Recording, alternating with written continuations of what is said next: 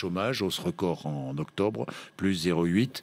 C'est un échec du gouvernement, c'est un échec du président de la République, 2 ans et demi de présidence, et le chômage qui continue à monter.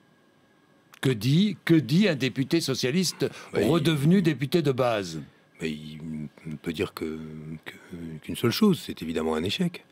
Oui. C'est un échec pour le pays d'abord, parce que constater qu'il y a eu, depuis que nous sommes aux responsabilités, plusieurs centaines de milliers de chômeurs en plus, là où nous étions fixés comme mission d'abord d'inverser la courbe du chômage, c'est forcément un échec. Il faut savoir affronter les problèmes, les nommer, bien sûr, et le dire.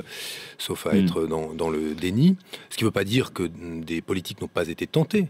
Il y en a eu, et les emplois d'avenir par exemple, mais ces politiques ont-elles eu l'ampleur nécessaire pour freiner la hausse du chômage? Non.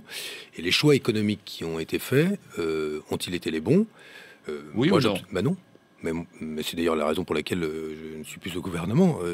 J'essaie d'être constant sur mes choix. Je pense qu'il faut maintenant prendre acte. Vous pensez que François Hollande et ses 2 premiers ministres se sont trompés depuis 2 ans et demi économiquement? Je pense que les choix politiques que nous avons faits, qui sont des choix qui nous amènent encore à nous serrer la ceinture en matière de dépenses publiques, en matière d'investissement ou de capacité d'investissement de l'État, à demander aux Français de faire des efforts, ce qui réduit leur possibilité de consommer. Je pense que ces choix ont eu un effet sur l'économie récessif. Ils se sont trompés. C'est que nous avons eu une politique économique qui a aggravé la situation sur le plan économique. Ah oui, je pense que c'était pas le bon choix.